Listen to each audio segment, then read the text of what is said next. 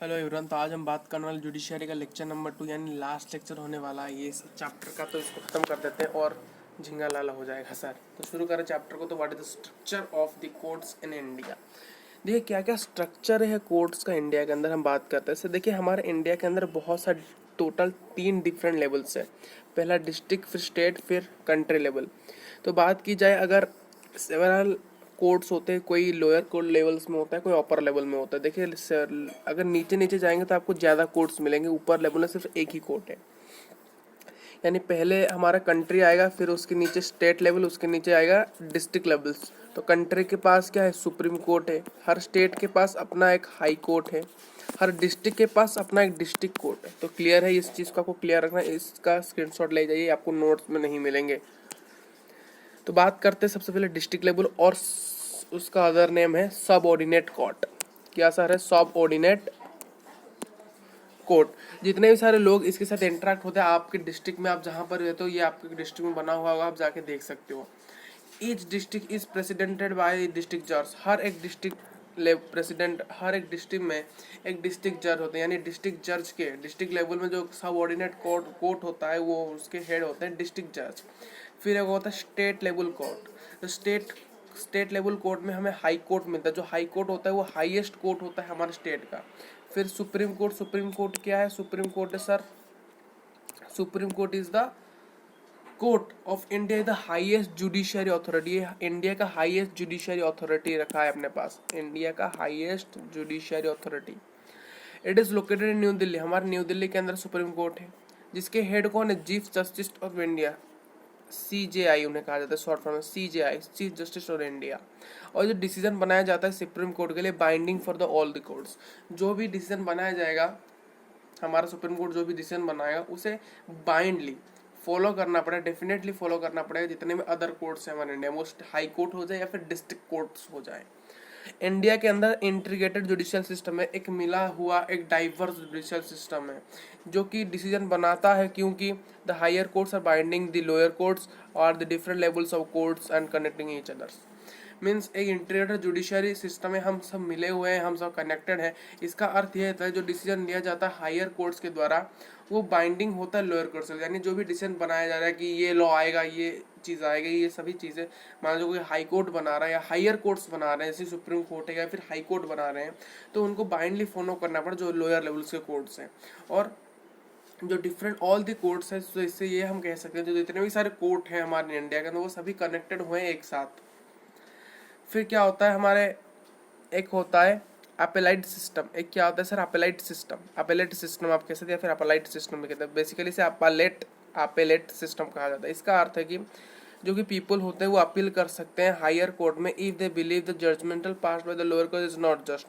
Appellate system का ये अर्थ होता है कि लोग जो होते हैं, हमारे जो सिटीजन्स होते हैं वो अपील कर सकते हैं कि मान लीजिए हमने को हमारा पास हमारी डिग्निटी कहीं हार्म हुई, हमारी डिग्निटी को कहीं हर्ट हुआ, हमारे फंडामेंटल राइट्स कहाँ पर हार्म हुए या फिर कुछ चीज़ें होगी, तो वहाँ पर आपको क्या करना पड़ेगा? तो वहाँ पर आप कर सकते हो। मान लीजिए आपने डिस्ट्रिक्ट कोर्ट में अपील किया, तो डिस्ट्रिक्ट कोर्ट में आपको लगा कि ये जो जजमेंट दे रही है सेटिस्फाइड नहीं है, तो आप फिर से उस जगह को अपील कर सकते हो हायर कोर्ट में। अगर आपको लगता है कि आपके साथ जो आपको इंसाफ, जैसे कि हम फिल्म में वगैरह में देखते हैं कि हमें जो हीरो होता है वो क्या करता है, जब डिस्ट्रिक्ट कोर्ट में जाता है तो इंसाफ नहीं मिलता, वो कहते हैं हम अपील करेंगे आगे की ओर, हाई कोर्ट तक जाएंगे, सुप्रीम कोर्ट तक जाएंगे, ऐसे कहते हैं ना फिल्म में। पहले डिस्ट्रिक्ट कोर्ट की बात नहीं, डिस्ट्रिक्ट कोर्ट तक को जाना ही पड़ेगा श्योर। फिर आप बोले हम हाई कोर्ट जाएंगे, सुप्रीम कोर्ट तक जाएंगे, आप जहाँ जहाँ तक बोलोगे हम वैसे जाएंगे। वही होता है। मान लीजिए किसी लोगों को अपील करना है हायर कोर्ट के, उन्हें अगर उनके विश्वास है कि जो जजमेंट पास किया गया है लोअर कोर्ट के द्वारा वो अच्छा नहीं है, इज नॉट जस्ट, इस सिस्टम को एग्जिस्ट किया गया है इंडिया के अंदर। It is the another way that defines the integrative levels of courts. ये इसीलिए रखा गया है क्योंकि सभी कोर्ट तो एक ही प्रकार से अपना मसला, अपने मामला को सुलझा नहीं पाते हैं एक ही तरीके से, सब अलग अलग ट्रिक्स लगाते हैं। कोई किसी ने एक ऐसा चीज़ से सॉल्व किया कि आप निर्दोष नहीं हुए, किसी ने ऐसा सॉल्व कर दिया कि आप निर्दोष हो गए। वो डिपेंड करता है जज के ऊपर, जज कैसा जजमेंट दे रहा है आपको लेकर। What are the different branches of legal system? Basically दो है, एक तो है सिविल, एक तो है क्रिमिनल्स। तो बेसिकली सिविल्स और क्रिमिनल्स में क्या क्या है बात करते हैं। देखिए क्रिमिनल्स का it's deals with the behaviour that constitutes an injury to an individual और अदर प्राइवेट पार्टी और सच अ कॉर्पोरेशन। मान लीजिए किसी ने आपको इंजरी पहुंचाई है, कोई भी इंडिविजुअल हो या फिर कोई प्राइवेट इंसान हो, कोई भी कोऑपरेशन इंसान हो, कोऑपरेशंस, जैसे कोई भी आपको मान लीजिए इंजरी, यहाँ पर सिविल कोर्ट्स में यानी जैसे घरेलू काम, मान लीजिए in the between the couples there have some conflict, मान लीजिए पति और पत्नी के बीच में कहीं कन्फ्लिक्ट आ रहा है, वो बहुत आगे तक पहुंच गया तो वो सिविल कोर्ट में जाएंगे। मान लीजिए आपके साथ किसी ने अच्छा बिहेवियर नहीं कर रहा है, वो आपके हर दिन आपके घर में आ रहा है, आपके घर को मार रहा है, इन अप्रोप्रिएट बिहेवियर आपको नहीं दिखा रहा, अच्छा बिहेवियर बिल्कुल नहीं दिखा रहा है, आपसे बदतमीजी से बात कर रहा है, आप कहीं दुकान में जा रहे हो गवर्नमेंट दुकान में तो आपको राशन नहीं दे रहा है, तो वहां पर आप सिविल कोड को अप्लाई कर सकते हो। जैसे कि नेग्लिजेंस रिजल्ट इन इंजुरी और death and property and damage. मान लीजिए आपका प्रॉपर्टी ने आपका प्रॉपर्टी किसी ने हड़प लिया है, किसी ने आपको डेथ मतलब किसी ने आपको धमकी दे के गया है कि आपको वो इंजुरी या फिर मार देगा, कि आपकी प्रॉपर्टी को किसने अपने जगह बनाया, घर नहीं बनाया, आपके साइड वाले व्यक्ति ने थोड़ा सा आगे बढ़ा लिया अपना प्रॉपर्टी को, इन्हें आपका प्रॉपर्टी को किसने हड़प लिया है, किसने इंजुरी या फिर डेथ आपको धमकी दे रहा है, आपके घर में आके हर दिन क्या नॉक कर रहा है आपका डोर को, तो वो होते सिविल लॉस। फिर क्रिमिनल केसेस क्या होता है, it deals with the behaviour that can explain the offence against the public society और स्टेट और इंडिपेंडेंट विक्टिम एज इंडिविजुअल्स। जैसे सीरियल किलर्स हो गए, जैसे कि सीरियल किलर्स, जैसे कि ऑफेंसिव चीज़ें होती है, किसी को आके पब्लिक में मार देना, सोसाइटी में लोगों को सिर काट देना, स्टेट के अंदर टेररिज्म फैलाना, कोई विक्टिम एज इंडिविजुअल्स, जैसे कि मर्डर, जैसे कि हो गए मर्डर। ये इस चीज़ को पढ़कर आपको इतना समझ में नहीं आ रहा होगा, मतलब जो भी व्यक्ति पहले पढ़ेगा इन सभी चीज़ों को डेफिनेशन को तो वो जान नहीं पाएगा। तो आपको इतना याद रखना है कि सिविल लॉ क्या होता है, जो कि डील्स करता है किसके बारे में, इंडिविजुअल के इंजुरी के बारे में। फिर एग्जाम्पल्स कुछ याद लिख लेना। फिर क्रिमिनल केसेस इस डील करता है ऑफेंसिव चीज़ों के लिए एंड विक्टिम के लिए, जो कि इंडिविजुअल्स होते हैं, जैसे कि मर्डर हो गया, असट हो गया, थेफ्ट चोरी हो गई, ड्रंक एंड ड्राइविंग भी होती है। देखिए ड्रंक एंड हो गया, दारू पी के शराब पी के गाड़ी चलाना, ये भी होता है, हमारा क्रिमिनल केसेस के अंदर आता है। फिर बात करें does everyone have access to the courts, क्या सभी लोगों को कोर्ट्स के अंदर जाने के लिए इन इंडिया इन प्रिंसिपल, अगर प्रिंसिपल की बात की जाए तो all the citizens have access to courts. Bharat के अंदर सभी व्यक्ति को आज़ादी है कि आप कोर्ट जा सकते हो, जिसका अर्थ है कि हर व्यक्ति के पास राइट टू जस्टिस है among this courts through the courts. Courts के द्वारा सभी व्यक्ति के पास क्या है, right to justice. Legal procedure involves a lot of money and paper work.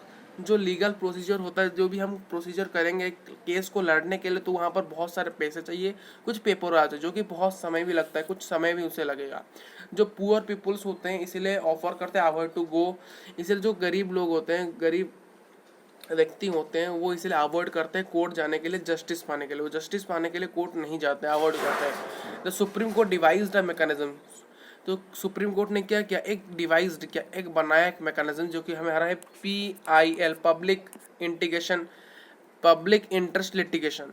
ये पब्लिक इंटीग्रेशन लिटिगेशन क्या होता है, जो कि इंक्रीज करता है access to justice in 1980s। ये एक्सेस करता है हमें सभी लोगों को जस्टिस पाने के लिए। जब कब बनाया गया था, 1980s में, जो अलाउ करता है इंडिविजुअल्स को या फिर ऑर्गेनाइजेशन, जो फाइल है PIL, ये अलाउ करता है सभी इंडिविजुअल्स को और ऑर्गेनाइजेशन को public to file a public interest litigation in the higher court. कहाँ पर, हायर कोर्ट में या फिर सुप्रीम कोर्ट में।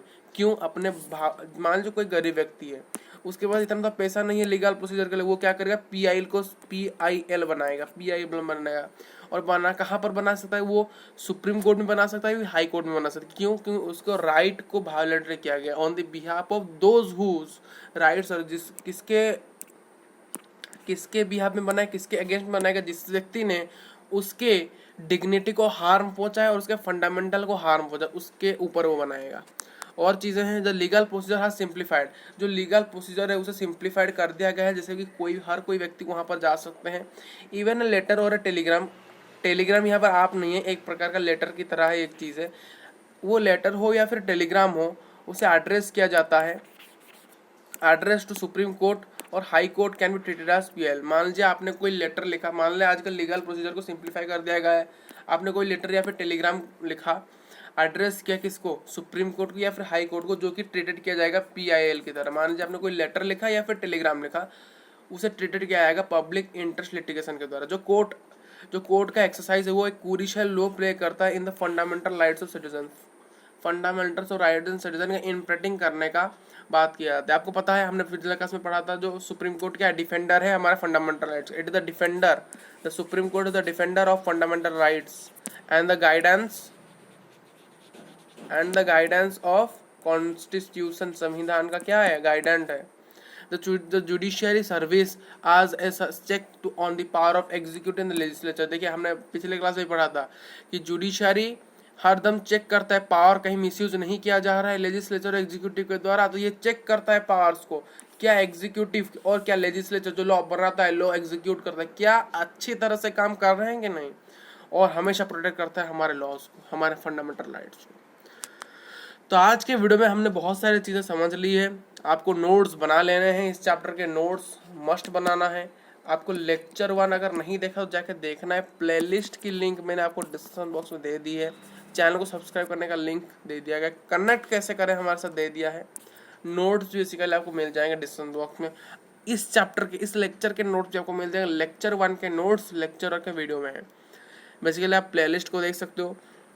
जितने चैप्टर आपने मान लीजिए कोई चैप्टर है कंप्लीट नहीं किए, उसे जाके वीडियो के द्वारा आप कंप्लीट कर सकते हो। बहुत छोटे छोटे लेक्चर से, ज़्यादा बड़े लेक्चर्स नहीं है गाइस, आप जाके उन्हें कवर कर सकते हो, जो कि आपको बहुत मज़ा आ जाएगा चैप्टर पढ़ के। तो thank you for watching this video.